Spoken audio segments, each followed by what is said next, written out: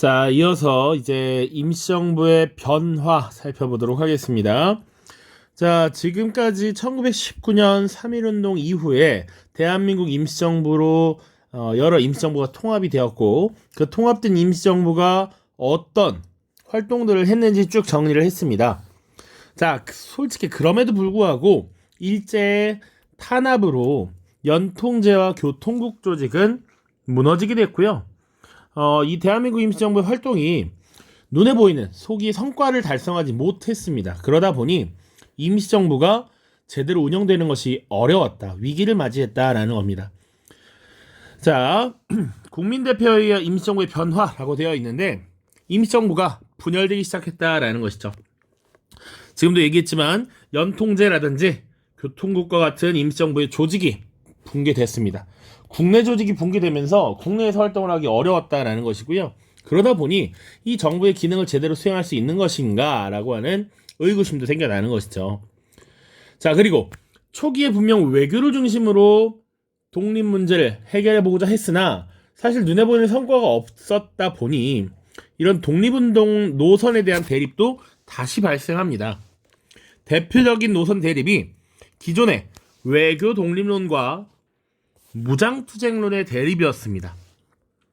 자, 외교를 통해서 우리가 국제사회의 인정을 받고 임시정부를 인정받고 승인받고 독립을 이루어야 한다라고 했던 이런 주장은 누가 주로 주장을 했던 것이었느냐? 바로 이승만 같은 인물들이었죠. 그래서 이승만은 심지어 미국에 구미위원부라고 하는 것을 설치해서 직접 자신이 외교 활동을 벌이기도 했습니다. 자, 그리고 무장투쟁론 관련해서는 누가 대표적이냐? 이동희라고 하는 인물이 있었습니다. 자, 이동희는 원래 연해주 지역에서 활동하던 독립운동가였고 사회주의의 영향을 받아서 최초의 한인 사회주의 단체인 한인사회당을 1918년에 결성했던 인물이죠. 자, 선생님이 수업 때도 얘기했지만 이런 사회주의, 공산주의의 영향을 받은 사람들은 이 사유재산제도의 부정, 그리고 주로 자본가, 지주에 대한 타도, 이런 좀 과격한 모습들을 보이기 때문에 독립운동과 관련해서도 사실은 그런 좀 더 적극적인 모습을 많이 가지는 것을 목표로 했다. 이들이 무장투쟁론을 주장했고, 이들은 원래 연해주의 임시정부를 두자라고 했었죠. 왜? 빠르게 진격해서 일본을 공격할 수 있는 지역에 정부를 두어야 한다라는 주장이었지. 이런 것들이 끊임없이 대립하고 있었다라는 겁니다. 자, 이런 노선 대립 중에 사실은 어떻게 보면 불이 나고 있는데 기름을 부은 사건이 하나 등장하죠. 그것이 바로 대통령이었던 이승만이 국제연맹에 위임통치청원서라고 하는 것을 제출한 사건입니다. 자, 국제연맹이라고 하는 단체는 1차 세계대전이 종료된 이후에 국제질서를 관리하기 위해 만들어진 단체입니다. 그래서 이승만이 이곳에 서신을 보내서 일본의 압박, 일본의 이런 학대스러운 강압적인 정치로부터 우리를 구원해 주시고 국제연맹이 우리를 다스려 주십시오라고 서신을 보냈단 말이죠. 이에 대한 엄청난 비판이 일었습니다. 분명히 우리는 우리의 독립을 위해서 우리 주권 국가를 설립하기 위해서 이렇게 노력하는 것인데 일본의 압박에서 벗어나서 국제연맹에게 우리를 맡기다니, 이것은 심지어 임시정부의 대통령이었던 이승만이 하기에는 부적절한 처사다, 이런 비판이 굉장히 많았던 것이죠. 자, 이 이후에 1923년에 그래서 당시 많은 독립운동가들이 모여서 대회의를 개최하게 됩니다. 그 회의를 국민대표회의라고 하고요. 1923년에 일어났습니다. 자, 여기서는 앞으로 우리가 독립운동을 어떻게 진행할 것인가, 임시정부는 어떻게 해야 하는가, 어떤 방향으로 나아가야 하는가를 논의하기 시작했고, 이 논의에서는 크게 세 가지 입장으로 나뉘었다라고 보시면 됩니다. 자, 첫 번째, 이 임시정부는 기능을 다 했고 더 이상 뭔가 할 수 있는 역할이 없으니 이거 없애버리고 새로 만들자, 상조하고요. 아니야, 이거 어떻게 이렇게 힘들게 만들었는데 이대로 이것을 해체할 수는 없어. 그러니까 기능이나 독립운동의 방법이나 이런 것들을 전환해서 새롭게 개조를 해서 우리가 독립운동을 해보자 라고 하는 개조파. 그리고 세 번째는 아직 우리가 뭔가 성과를 내고 하기는 좀 이르다. 지금 이 상황대로 조금 더 지켜보자 라고 했던 현상 유지파가 있습니다. 자, 각각을 대표했던 인물들이 창조파의 신채호와 박용만 같은 인물이 있습니다. 우리 신채호는 정말 많이 들어봤죠?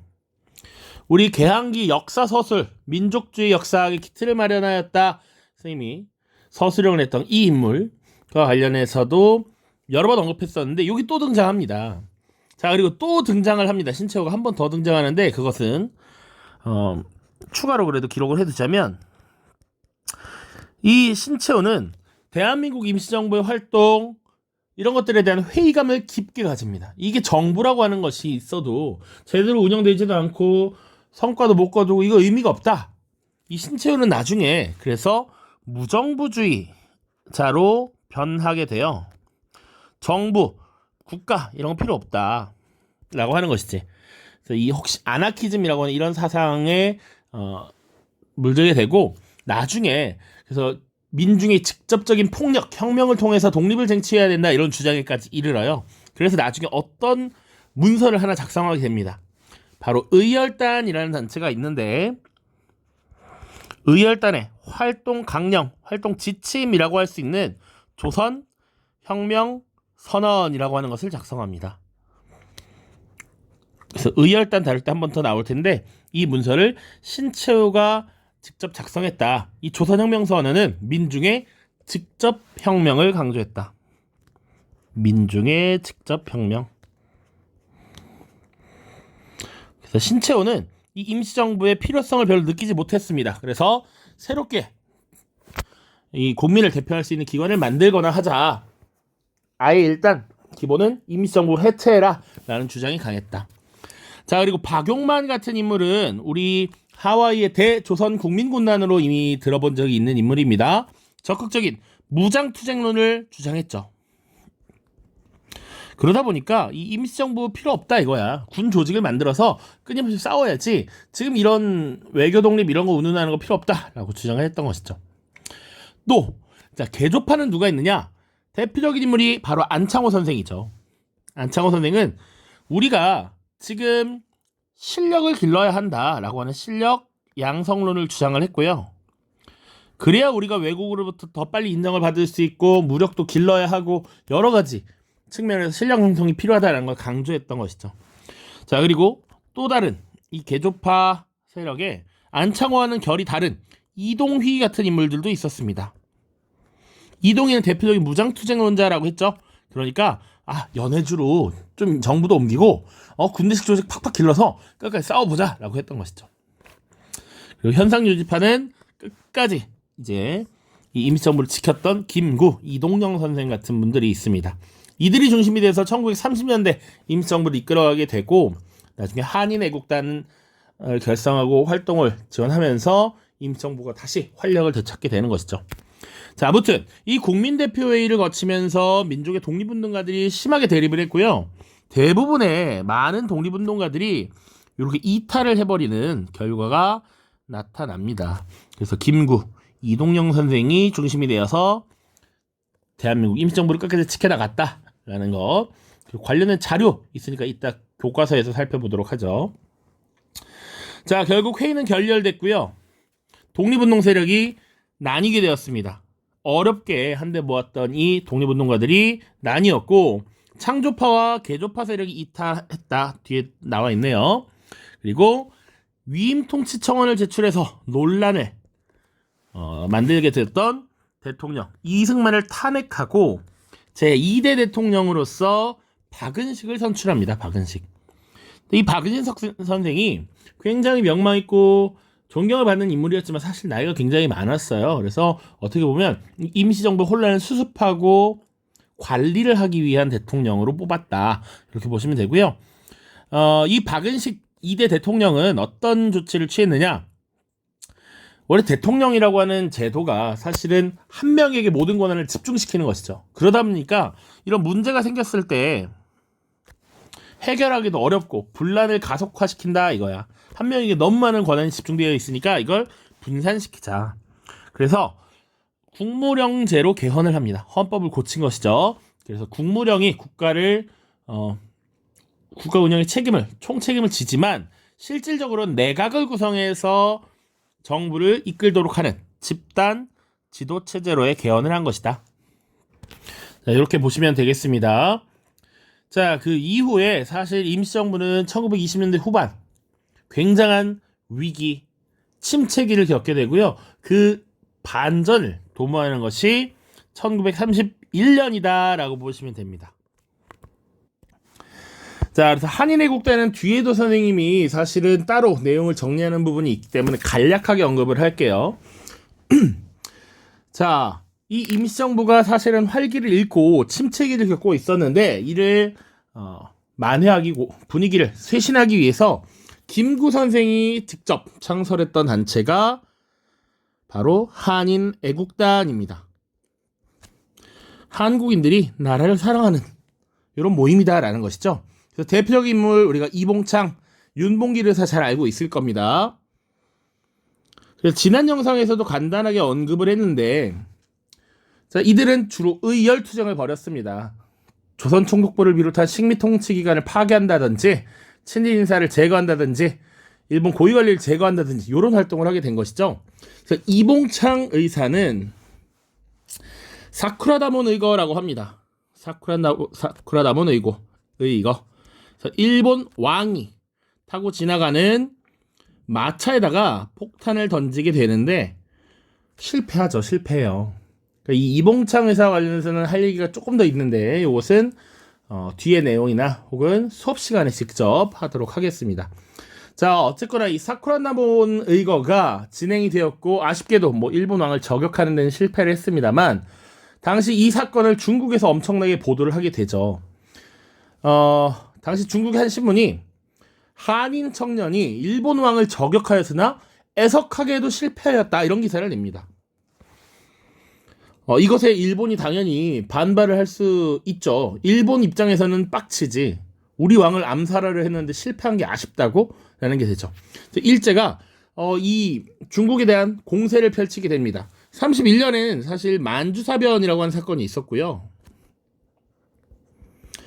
그리고 지금 이 중국이 신문이 발행됐던 상하이 지역을 공격합니다. 침공하는 상하이 사변을 일으키게 돼요. 그러면서 이 지역을 장악하고 임시정부에 대한 압박을 넣게 되는 것이죠. 자, 그래서 32년에 어떤 일이 있었냐면 일본 왕의 생일 축하 겸 상하이 사변 전쟁 승리 기념 행사가 열리기로 했습니다. 그것이 바로 훈커우 공원이라는 장소였어요. 자, 이 훈커우 공원에서 행사가 열리고 고위 관료들, 장성들이 막 참여하게 되는데 이때 윤봉길 의사가 2개의 사실 폭탄을 들고 이 행사장에 잠입하게 되죠. 하나는 도시락 모양의 폭탄이었고요. 하나는 물통 모양의 폭탄이었습니다. 자, 이 행사 가운데 윤봉길 의사가 수통형, 물통형 폭탄을 던지게 되면서 당시 고위 관료들이 사상을 입게 되죠. 그리고 윤봉길 의사가 체포가 됩니다. 자, 그런데 사실은 이 의거가 그 자체로도 굉장한 의미가 있지만 또 하나의 큰 의미는 이 만주사변을 전후로 한 시기에 사실은 일본의 이간질로 한국인과 중국인 간의 감정이 안 좋았어요. 반한 감정, 반중 감정이 굉장히 심했다라는 것이지. 그런데 이 사건을 계기로 중국의 한국 이미지가 개선됐다라는 점입니다. 그리고 당시 중국 정부를 이끌던 국민당 정부가 대한민국 임시정부를 후원하면서 나름 임시정부가 다시 활기를 되찾게 되었다라는 것이 중요합니다.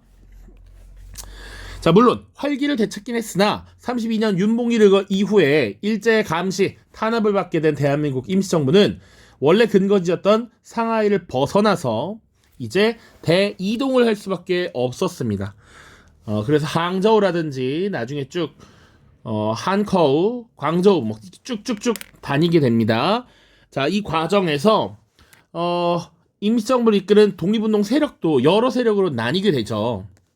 그 중에 이제 중국 관내에서는 사회주의와 민족주의의 대통합정당인 민족혁명당이라는 게 결성이 됐고요. 여기에 이 세력의 결성을 이끌었던 인물이 바로 김원봉이라고 하는 인물입니다. 자, 이 김원봉은 민족의 대통합을 위해서 임시정부도 여기 들어와라 라고 이야기를 하는데, 조건은 임시정부를 해산하고 들어와야 제대로 원팀이 되니 그걸 김구 선생이 요구를 하게 되는 것이죠. 그런데 김구는 지금까지 이어져온 이 임시정부를 해산하는 것에 대해서 동의하지 않았습니다. 그래서 임시정부는 별개로 민족혁명당과 다른 길을 걷게 되고, 김구 선생은 그래서 김구 선생을 따르고 임시정부에 구성되어 있는 이런 요인들을 중심으로 한국국민당이라고 하는 정당을 다시 만들어서 독립운동 세력을 재편합니다. 1935년이고요. 자, 그리고 뒤에 다시 민족 대통합 노력이 다시 한 37년, 38년 정도에 이루어집니다. 사실 37년에는 한국 광복운동단체 총연합회 이런 것들을 구성해요. 이것은 사회주의를 제외한 민족주의 세력의 대통합이라고 보시면 되고요. 이후에 1940년 충칭이라고 하는 지역에 임시정부가 정착을 하면서 다시 이제 재도약하는 이런 모습이 나타납니다. 그러면 충칭에 정착한 이후에 임시정부는 어땠는가 내용을 쭉 봐야 할 텐데, 자, 지난 영상에서 정리할 때 핵심적인 건 요 세 가지였다라고 보시면 됩니다. 자, 충칭 시기 활동 보시면 이 당시에 리드했던 정당, 임시정부를 이끌었던 중심은 한국독립당이었습니다. 아까 얘기했던 이 한국국민당에 플러스 다른 독립운동가들이 이끌고 있었던 정당, 알파, 베타, 감마를 다 합쳐서 대통합한 정당이 한국독립당이었어요. 대표적인 인물 여기 김구 있고요. 조소왕이 있고요. 지청천이라는 인물이 있습니다. 이 인물들은 한 번쯤 이름을 들어봐야 합니다. 자, 그래서 여러 개의 정당으로 나뉘어 있던 독립운동 세력들이 임시정부로 모두 역량을 집중하게 되고요. 그래서 나중에 이 민족혁명당을 결성했던 김원봉 세력도 1941년, 42년이 되면 임시정부로 합류를 결국 한다. 자, 중요합니다. 자, 그럼 이 시기에 임시정부 어땠느냐? 먼 거리를 이동해왔고, 이제 다시 한번 힘을 합쳐서 단일 대우를 구성해서 활동을 해야 해. 그러니까 주석을 중심으로 하는 단일 지도체제를 마련합니다.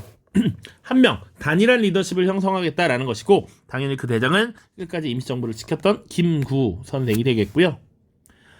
자, 그리고 1941년이 되면 이게 어떤 시기냐면 일본이 미쳐가지고 지금 이제 미국을 상대로 맞짱을 뜨기 시작합니다. 태평양 전쟁이 벌어지게 되죠.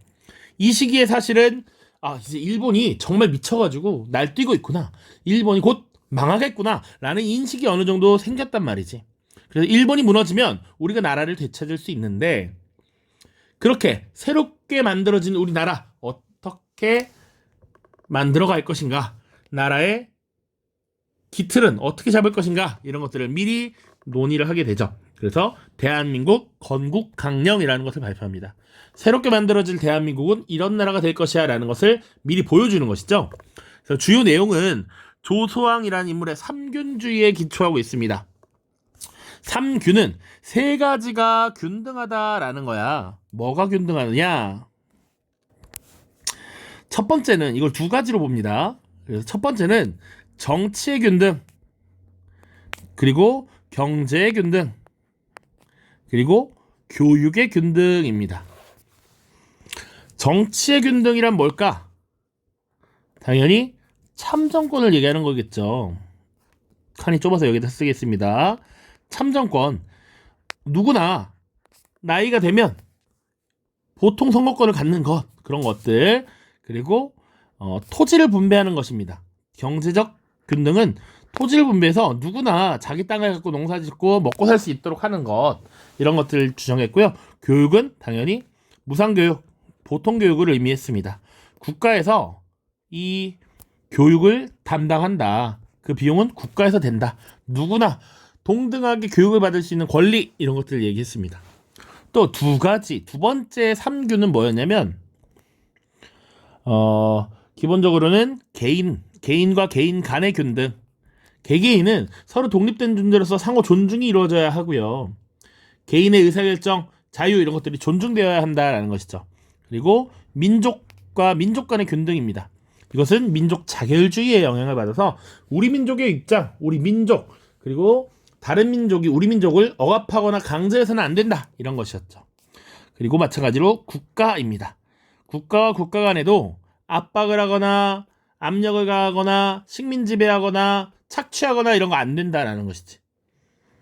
일본을 정면으로 비판한 것이죠. 그래서 조선의 삼균주의 두 가지 정도로 해석이 된다. 정치, 경제, 교육의 균등, 혹은 개인 간의 균등, 민족 간의 균등, 국가 간의 균등 이렇게 이해를 하시면 되겠습니다. 대한민국 건국 강령에 들어있는 내용이었다.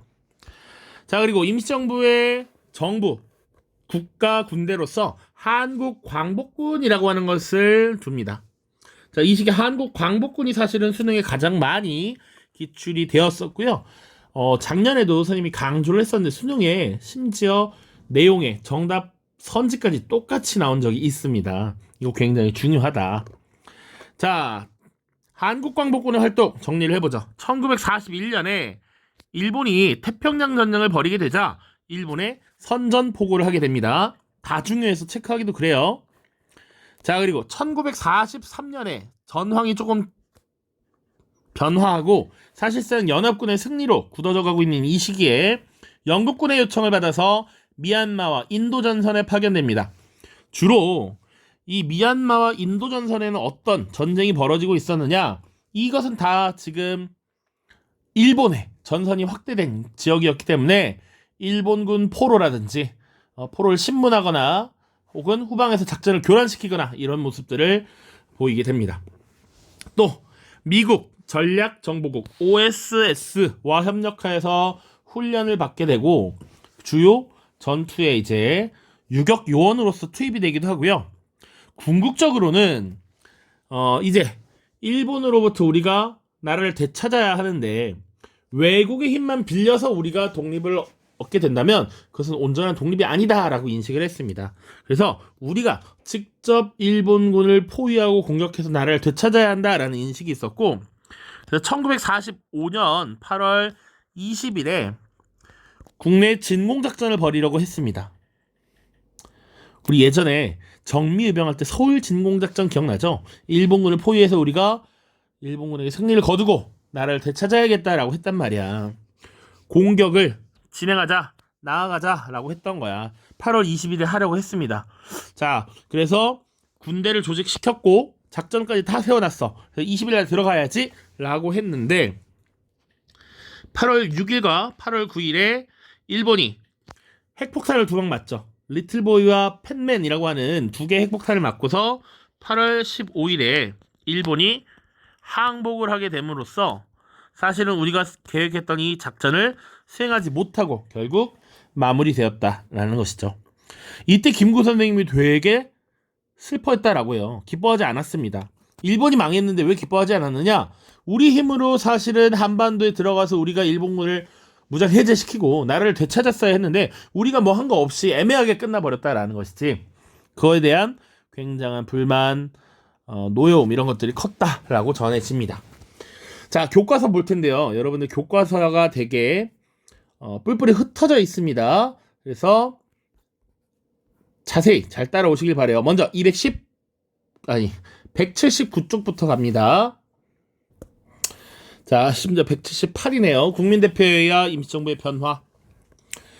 자, 내용부터 보시면 1920년대 초 일제 탄압으로 연통제와 교통국이 재기능을 할 수 없었고 그러다 보니 국내에서 독립 자금도 못 얻고요. 외교활동도 강대국이 사실상 별로 들어주지 않았기 때문에 어려웠다. 그래서 독립운동을 둘러싼 내부 노선 논쟁이 벌어졌고 또 선생님이 이거 빠뜨렸는데 사회주의와 민족주의의 계열 간의 갈등도 발생했습니다.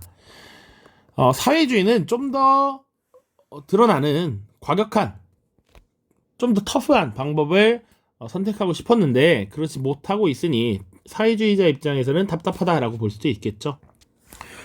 자, 이런 가운데 무장투쟁론자들이 이승만이 미국 대통령 윌슨에게 위임 통치 청원서를 제출한 사실을 문제 삼아서 임시정부의 개편을 요구했습니다. 그래서 열린 것이 국민 대표회의였다. 1923년. 그런데 창조파와 개조파, 현상주의파로 나뉘어서 대립만 거두고 성과를 얻지는 못했습니다.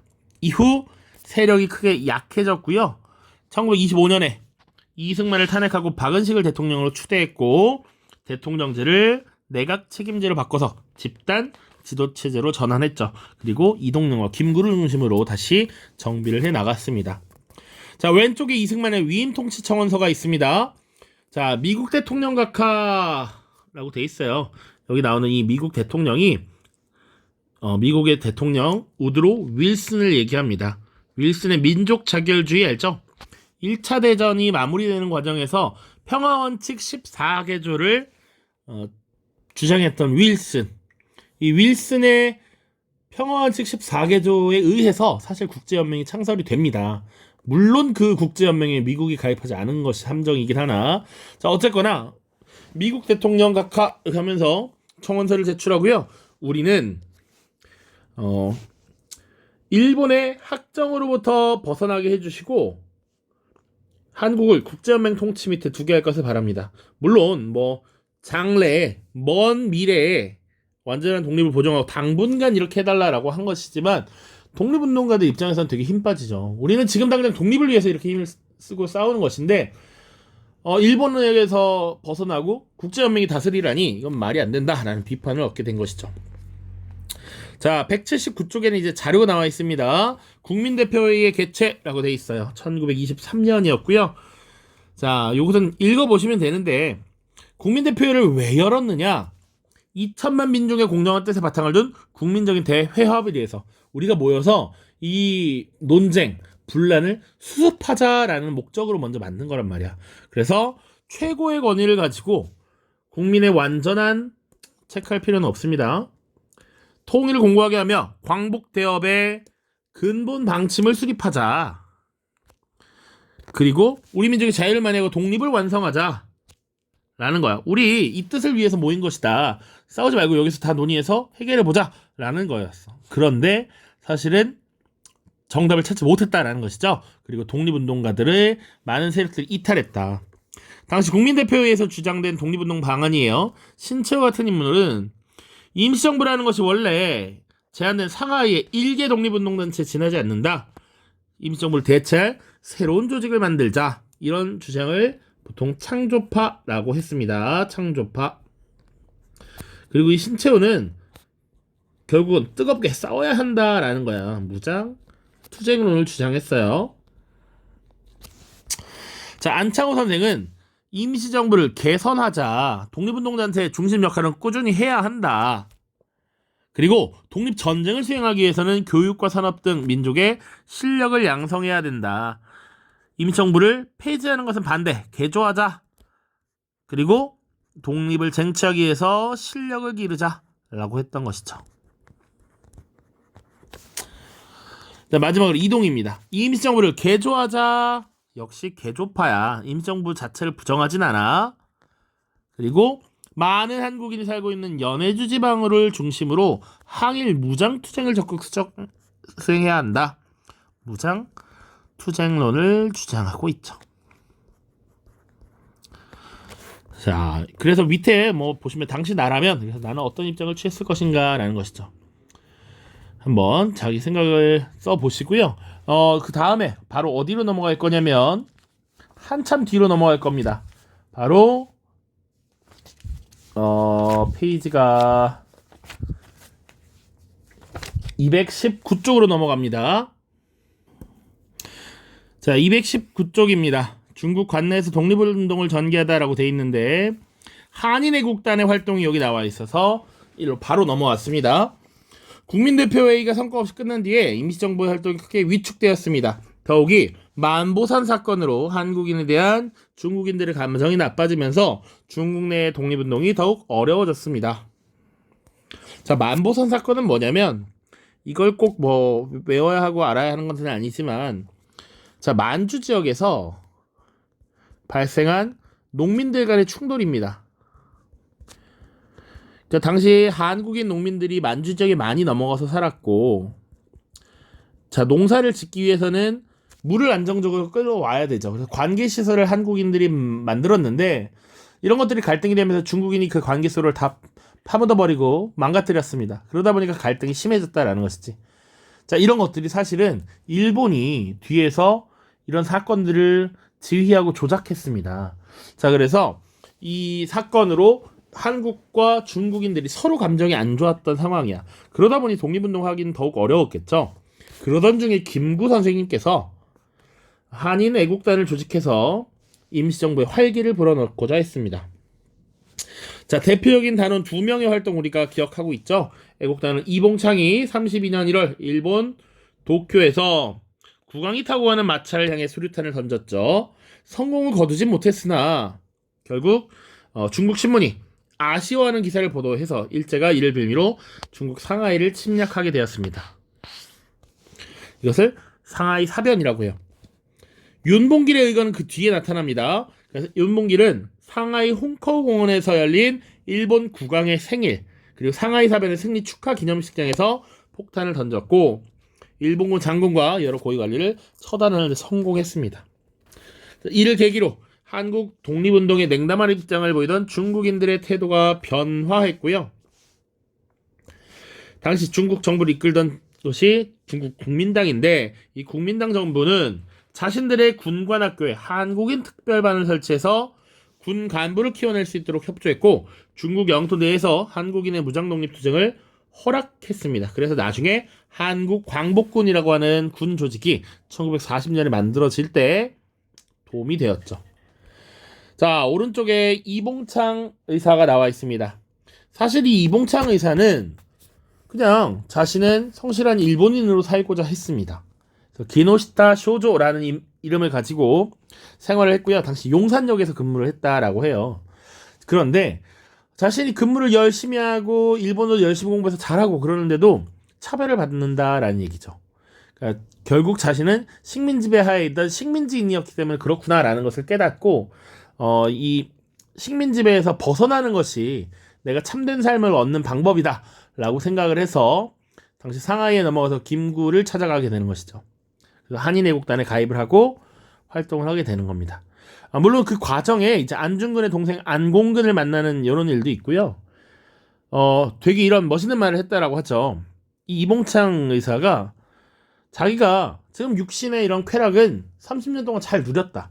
근데 영원한 쾌락을 얻기 위해서 내가 이 행동에 나서는 것이고 영원한 쾌락이란 우리가 독립을 얻어서 우리 민족의 자유를 얻게 하는 것 그런 것들이 정말 이게 진실된 쾌락이다라고 생각한 것이죠. 그래서 지금 위에 나는 적성으로서 어쩌고저쩌고 나와 있는 것도 다 그런 맥락에서 나타난 것입니다. 자, 윤봉길 의사의 의거와도 밑에 나와 있죠. 그래서 당시 중국인들의 입장을 크게 변화시킨 사건이었다. 그래서 중국 국민당의 대장 장제스는 중국의 100만 대군도 해내지 못한 일을 한국 용사 윤봉길이 당했다라고 하면서 높이 평가했다라고 하죠. 그래서 그 이후에 장제스와 김구가 만나서 사실은 임시정부에 대한 협조를 받는 것을 이제 약속받습니다.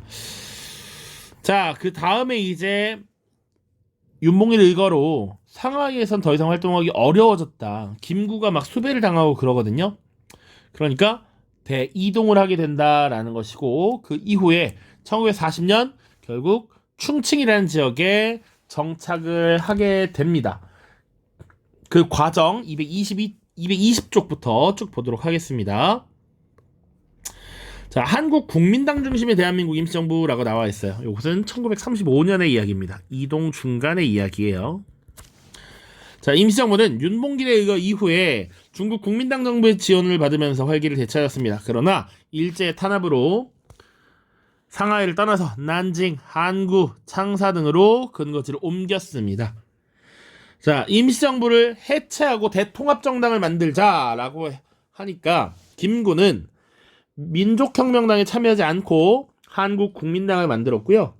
나중에 한국국민당은 민족혁명당에서 노선투쟁을 통해 탈당한 조수왕 지청천 등의 민족주의 세력과 연합을 도모했습니다.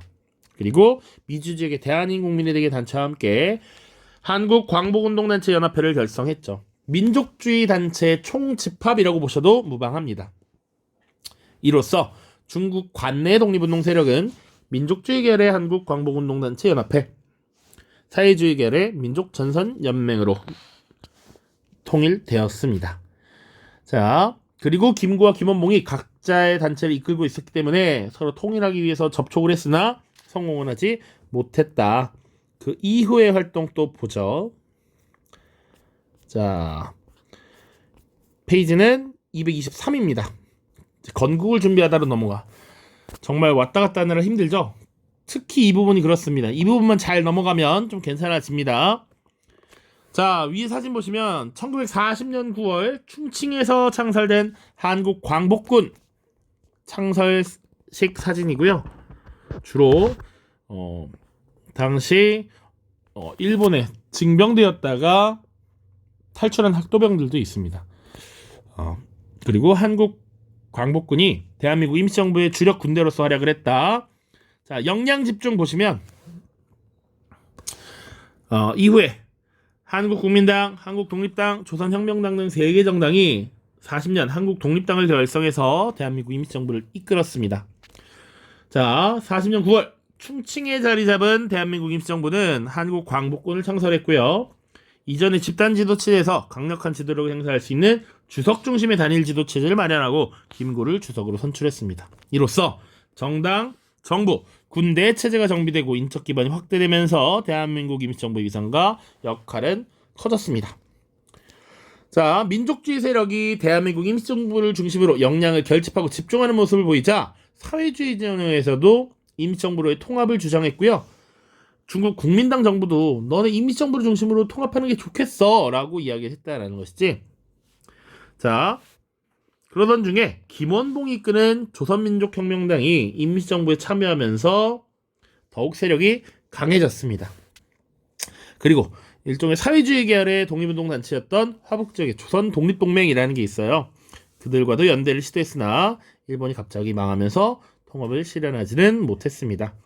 자, 임시정부의 재정비 지도가 나와 있는데 최초로 임시정부가 형성됐던 상하이, 그 이후에 항저우, 전장, 창사, 광저우, 류주 해서 지금 충칭까지 들어가게 되는 것입니다. 자, 위에 이 구성 뭐 외워야 되느냐 그런 거 아니야. 주석 김구 기억하시고요. 1940년에 헌법을 고쳐서 주석제도 단일지도 체제로 만들었고 1944년에 부주석 제도를 신설합니다. 원래 이런 게 없었는데 44년에 만들었다. 왜 그랬느냐? 당시 김규식과 같은 독립운동가들을 포섭해서 임시정부에서 함께 독립운동을 펼치기 위해서 하나의 자리를 마련했다라고 보시면 됩니다. 그리고 조금 더 봐야 되는 것은 김원봉입니다. 김원봉. 원래 사회주의 계열의 독립운동단체를 이끌었던 이 김원봉이 임시정부에 합류하면서 군무부장이라고 하는 직책을 맡았다. 자, 혹시나 또 임시정부 형태 변화 보시면 최초에 대통령제를 채택해서 초대 대통령 이승만 선출했고요. 이후에 이승만을 탄핵하고 박은식을 선출했죠. 그래서 2대 대통령 박은식이 국무령 중심의 내각 책임제, 결국 이것도 집단지도 체제와 가깝다. 그리고 아예 국무령이라고 하는 대장직도 없애버리고 국무위원 중심으로 집단지도 체제를 형성합니다. 자, 그리고 나중에 주석제 신설에서 김구 선생을 주석으로 선출했고요. 부주석제를 44년에 만들어서 김규식을 부주석으로 맞아들이게 되죠. 자, 그 다음 임시정부의 군대였던 한국광복군의 활동입니다. 마지막 부분입니다. 자, 임시정부는 40년 중국 충칭에서 한국광복군을 창설했고요. 지청천을 사령관으로 했습니다. 그런데 이 지역이 중국 관내였어. 중국의 영토였기 때문에 중국군의 간섭을 받았습니다. 그래서 한국광복군 행동준승 국향에 의해서 중국 군사위원회의 간섭을 받았어요. 자, 그리고 이 한국광복군은 42년에 김원봉이 이끄는 조선의용대라는 부대가 있었는데 이 본부가 합류하면서 전력이 강해졌고 44년에는 이제 중국의 간섭을 받지 않고 독자적인 지휘권을 가지고 활동을 할 수 있게 되었습니다. 아까 필기노트 없었던 내용이야. 자, 한국광복군은 주로 중국군 부대에 배치돼서 비정규전에 참여했고요. 그래서 일본군의 사기를 저하시키는 선전활동, 한국인 학병을 독립군으로 유도하는 공적활동, 포로를 신문하거나 문서를 번역하는 임무 등을 수행했습니다. 또 41년에 태평양 전쟁이 일어나 일본이 미국을 상대로 전쟁을 벌이게 되자 일제에 정식으로 대일 선전포고를 했고 연합군과 합동작전을 전개하였습니다. 이런 가운데 43년 미얀마 인도 전선의 공작대를 파견했고 이런 활동들을 담당했습니다. 그리고 중국이 주둔하고 있던 미국 전략 정보국과 협력하여 한국 광복군 제2지대 3지대를 국내 투입 유격 요원으로서 훈련에 참여시키기도 했습니다. 그리고 국내 정진군을 조직해서 45년 8월 20일 진공 작전을 펴기로 계획했으나 일본이 항복을 하면서 결국 실현하지 못했죠. 자, 왼쪽에 임시정부의 대일선전 성명서 있습니다. 자, 그래서 우리는 추축국에 선전한다. 일본, 독일, 이탈리아에 선전한다 라는 얘기입니다. 선전 포고한다. 자, 왜구를 이 당시에 왜구라는 표현을 썼다. 아주 화끈하죠. 왜구를 완전히 몰아내기 위해 최후 승리를까지 혈전한다. 자, 이런 거. 자, 한국 광복군에 참여한 사람들은 누구였을까? 여기 김준엽, 장준하 이런 인물들이 있습니다. 김준엽 선생은 역사학자로서 고려대 총장을 지냈던 사람입니다.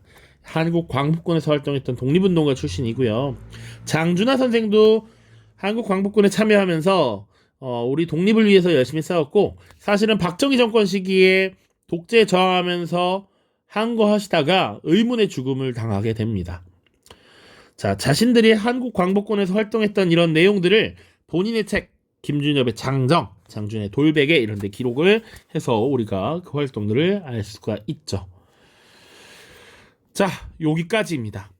자, 고생 많으셨고요. 조금 왔다 갔다 많이 했는데 복습을 미리미리 잘 해놓는 게 중요합니다.